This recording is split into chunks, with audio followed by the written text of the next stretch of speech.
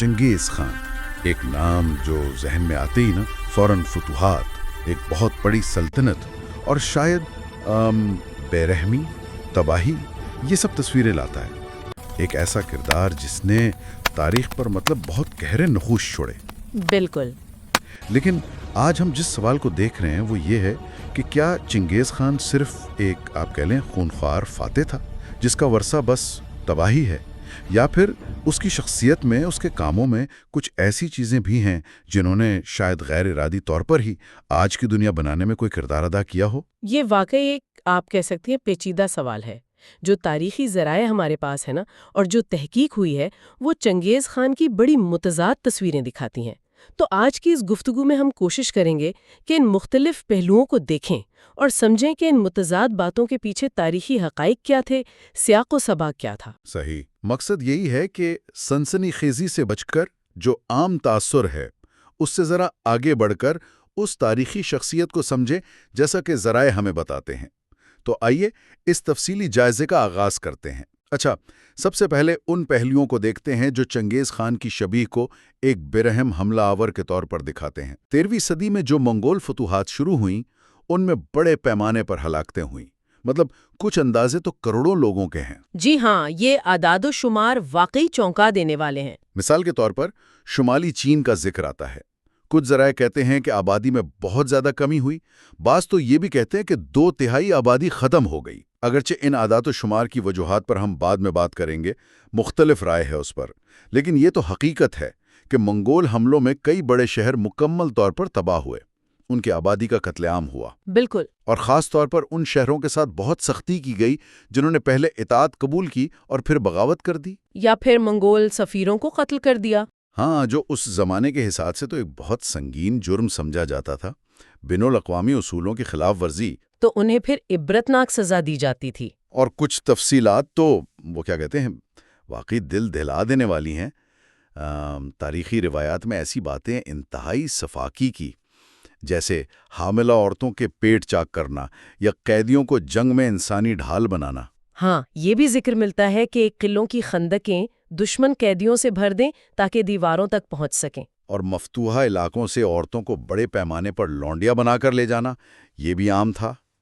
تو یہ وہ چیزیں ہیں جو چنگیز خان کے نام کے ساتھ جڑے خوف کی بڑی وجہ بنی۔ اور یہ تباہی صرف چنگیز خان کے اپنے دور تک نہیں رہی، اس کے جانشینوں نے جب سلطنت کو آگے بڑھایا تو ان کی مہمات میں بھی بڑی تباہی ہوئی۔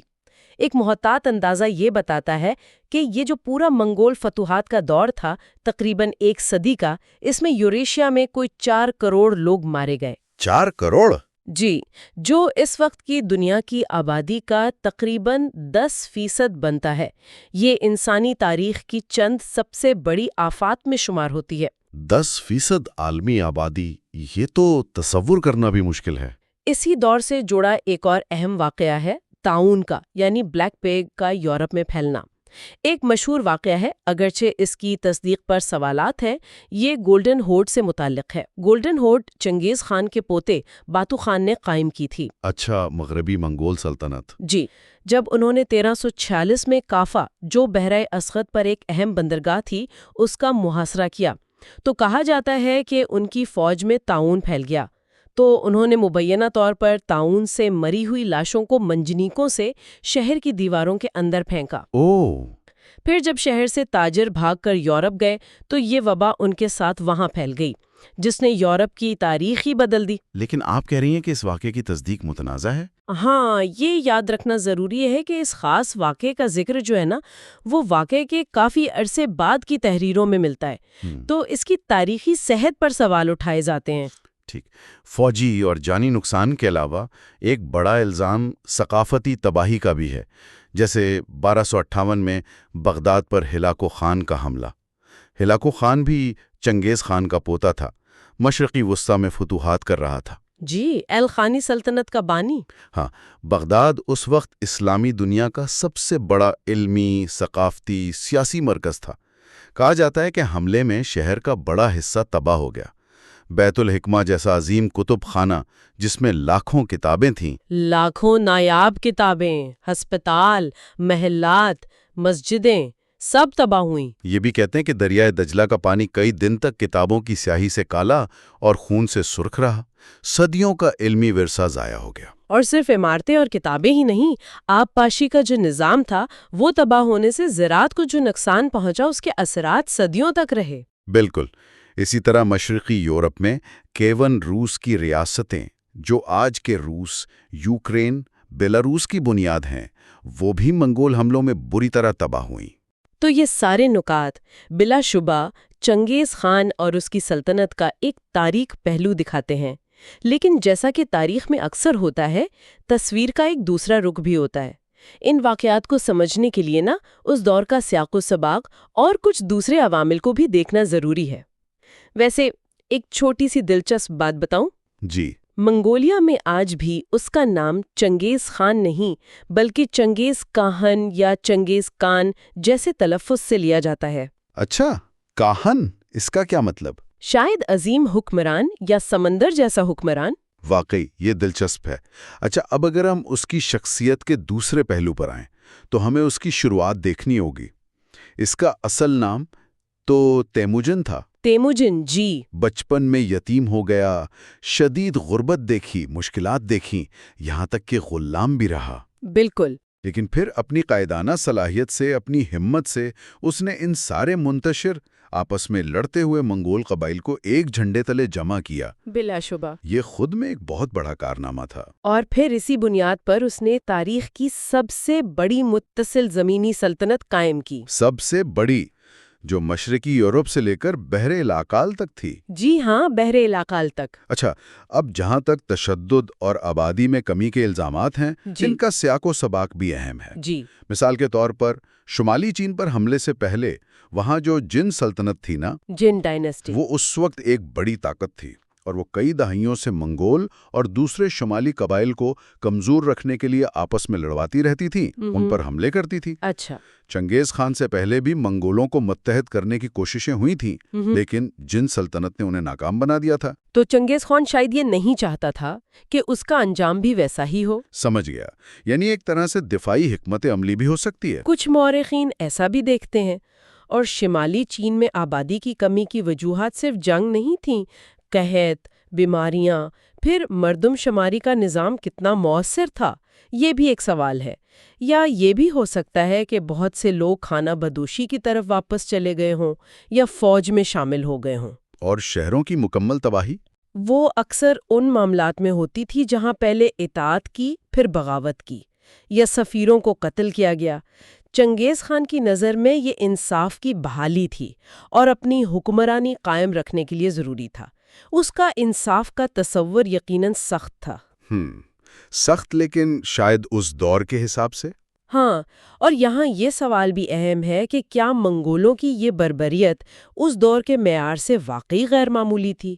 قرون وسطیٰ میں جنگیں تو عام طور پر بہت بے رحمی سے لڑی جاتی تھیں۔ صلیبی جنگیں دیکھ لیں یا یورپ کی اپنی اندرونی جنگیں، ان میں بھی شہروں کی تباہی، قتل عام، یہ سب ملتا ہے۔ صحیح۔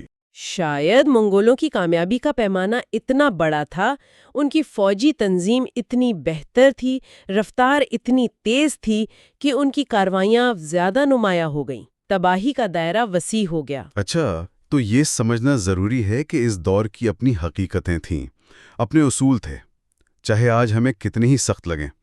دوسری طرف کچھ مثبت سماجی تبدیلیوں کا بھی ذکر ملتا ہے جو چنگیز خان نے کی۔ جی بالکل۔ قبائل کو متحد کرنے کے بعد اس نے کچھ پرانی روایتیں ختم کی، جیسے دلہنوں کو اغوا کرنے کا رواج۔ یہ ایک اہم قدم تھا۔ اور منگول معاشرے میں اگرچہ مردوں کا معاشرہ تھا، لیکن عورتوں کو نسبتاً زیادہ حقوق حاصل تھے، بہتر مقام تھا۔ ہاں، وہ گھر اور مال مویشی سنبھالتی تھیں، جب مرد جنگ پر ہوتے انہیں جائیداد رکھنے کا، ایک حد تک طلاق کا حق بھی تھا۔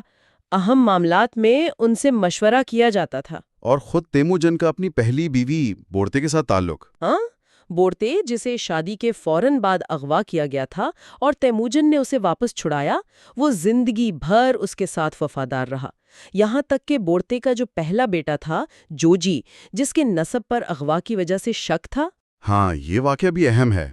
تیموجن نے اسے ہمیشہ اپنا بیٹا مانا، اسے جائز مقام دیا۔ تو ذاتی زندگی میں بھی کچھ اصول تھے۔ اب انتظامی اور قانونی اصلاحات کو دیکھیں۔ چنگیز خان نے یاسا نامی قوانین کا ایک مجموعہ نافذ کیا۔ یاسا؟ جی، اس نے کوشش کی کہ پوری سلطنت میں قانون کی حکمرانی ہو، اور ایک بہت اہم بات، تمام مذاہب کے لیے مذہبی رواداری تھی۔ مسلمان، عیسائی، بدھ مت سب کو اپنے عقیدے پر عمل کرنے کی آزادی تھی۔ یہ اس دور کے لحاظ سے تو کافی غیر معمولی بات لگتی ہے۔ بالکل، فوج میں ترقی میرٹ پر ہوتی تھی، قابلیت کی بنیاد پر، قبیلے یا خاندان کی بنیاد پر نہیں۔ یہ بھی ایک انقلابی قدم تھا۔ اور وہ ڈاک کا نظام، یام؟ ہاں، یام، یہ ایک انتہائی مؤثر ڈاک اور مواصلاتی نظام تھا۔ گھوڑوں کے ذریعے پیغام رسانی کا نیٹ ورک، ہر چند میل پر چوکیاں تھیں، تازہ دم گھوڑے، سوار تیار رہتے تھے۔ اس سے تو پوری سلطنت جڑ گئی ہوگی۔ جی، نہ صرف پیغامات اور احکامات تیزی سے پہنچتے تھے، بلکہ تاجروں اور سرکاری اہلکاروں کے لیے سفر بھی محفوظ اور تیز ہو گیا۔ اچھا، اب ثقافتی تباہی کے الزام کے جواب میں کیا کہا جاتا ہے؟ دیکھیں، اس کا ایک دوسرا پہلو یہ ہے کہ منگول اکثر مفتوحہ علاقوں سے ہنرمند کاریگروں، انجینئروں، سائنسدانوں، علماء ان کو قتل نہیں کرتے تھے، انہیں بچا لیتے تھے اور اپنے دارالحکومت کاراکرم یا دوسرے مراکز میں منتقل کر دیتے تھے۔ اچھا، تو اس سے کیا ہوا؟ اس سے مختلف ثقافتوں کا علم، ان کا ہنر، ان کا تبادلہ ہوا۔ وہ پوری سلطنت میں پھیلے۔ مثال کے طور پر چینی انجینئر مشرق وسطیٰ میں جنگی ٹیکنالوجی لائے، مسلم ماہرین فلکیات اور طب نے چین میں کام کیا۔ تو ایک طرح کا علم کا پھیلاؤ بھی ہوا۔ جی، اور شاید یہی وہ استحکام تھا جو منگولوں کی سخت حکمرانی نے ممکن بنایا، جس کی وجہ سے مشہور شاہراہ ریشم سلک روڈ تقریباً 1 صدی تک محفوظ رہی اور تجارت اپنے عروج پر پہنچی۔ اسی دور کو پیکس منگولکا کہتے ہیں۔ پیکس منگولکا یعنی منگول امن کا دور۔ جی، اسی دور میں مشرق اور مغرب کے درمیان نہ صرف سامان جیسے ریشم، مسالے، بارود، بلکہ خیالات، مذاہب، ٹیکنالوجی۔ بالکل، اور بدقسمتی سے بیماریاں بھی اسی راستے بڑے پیمانے پر منتقل ہوئیں۔ مارکو پولو کا مشہور سفر بھی اسی دور میں ہوا تھا۔ صحیح۔ ریاستوں کی تشکیل میں بھی منگولوں کے کردار پر بات ہوتی ہے۔ وہ کیسے؟ کچھ مورخین کا خیال ہے کہ منگول حملوں اور ان کی حکمرانی نے ہی روس کے جو منتشر نوابی علاقے تھے انہیں ماسکو کے نیچے متحد ہونے کا موقع دیا، جس سے جدید روسی ریاست کی بنیاد پڑی۔ اچھا، یعنی تباہی نے اتحاد کی راہ ہموار کی۔ اسی طرح چین میں منگولوں نے یعنی یوان خاندان نے پہلی بار شمالی اور جنوبی چین کو ایک لمبے عرصے بعد مکمل طور پر ایک انتظامی اکائی میں متحد کیا۔ تو تباہی کے ساتھ ساتھ ریاست سازی میں بھی کردار رہا۔ ہاں، غیر ارادی طور پر ہی صحیح، کچھ خطوں میں ریاستی اتحاد کی بنیاد بھی رکھی۔ اور ایک اور حیران کن پہلو جس کا تعلق آج کی دنیا سے ہے، وہ چنگیز خان کا جینیاتی ورثہ ہے۔ او ہاں، وہ وائی کروموزوم والی تحقیق۔ جی، 2003 کی ایک مشہور سائنسی تحقیق کہتی ہے کہ آج دنیا بھر میں تقریباً 16.5 کروڑ مرد، یعنی دنیا کے ہر 200 مردوں میں سے تقریباً ایک، ہاں، وہ براہ راست چنگیز خان یا اس کے قریبی خاندان کی نسل سے ہیں۔ یہ تو تاریخ پر اثرات کا ایک بالکل ہی منفرد پیمانہ ہے۔ بالکل۔ اچھا، اب ذرا ان نکات پر واپس آتے ہیں جن کی تاریخی معتبریت پر سوالات تھے۔ جیسے وہ طاعون والی کہانی۔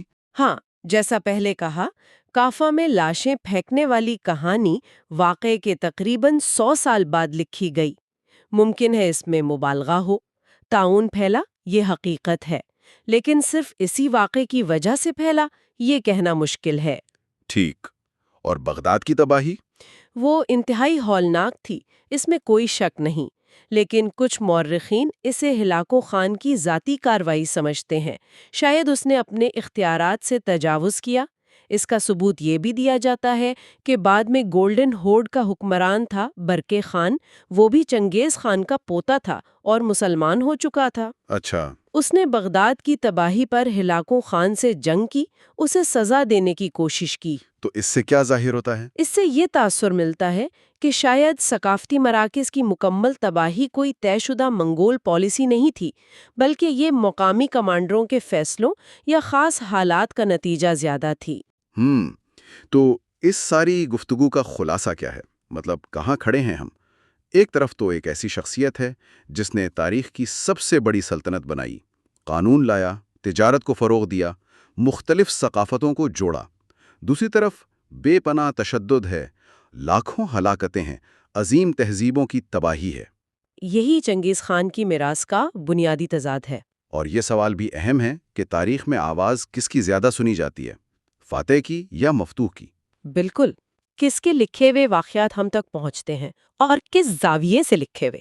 تو ہم کہہ سکتے ہیں کہ چنگیز خان ایک ہی وقت میں ایک تباہ کن جنگجو بھی تھا اور ایک ایسا رہنما بھی جس نے دنیا کا نقشہ بدلا، رابطے بنائے اور شاید انجانے میں مستقبل کی کئی تبدیلیوں کی بنیاد رکھی۔ یقیناً، اور یہ ہمیں اس اہم نقطے پر سوچنے کی دعوت دیتا ہے کہ کیا ہم ماضی کی شخصیات اور واقعات کو صرف آج کے اخلاقی پیمانوں سے پرکھ سکتے ہیں؟ تاریخ کو سمجھنے کے لیے اس کا اپنا سیاق و سباق سمجھنا بہت ضروری ہے۔ فتح، سلطنت سازی، تباہی اور پھر اسی سلطنت کے استحکام سے جو ترقی ہوتی ہے یا ثقافتی تبادلہ ہوتا ہے، ان کے درمیان ایک بہت پیچیدہ اور اکثر تکلیف دہ تعلق ہوتا ہے۔ تاریخ ایسے تضادات سے بھری پڑی ہے۔ اور جاتے جاتے ہم سننے والوں کے لیے ایک سوال چھوڑ جاتے ہیں جس پر وہ خود غور کر سکتے ہیں۔ کیا کسی عظیم سلطنت کے بننے سے جو طویل مدتی فائدے حاصل ہوتے ہیں، چاہے وہ عالمی تجارت کا فروغ ہو، قانون کی حکمرانی ہو یا تہذیبوں کا ملاپ، کیا یہ فائدے اس بے پناہ انسانی قیمت اور تشدد کا جواز پیش کر سکتے ہیں جو اکثر ایسی سلطنتوں کی بنیاد رکھنے میں ادا کی جاتی ہے؟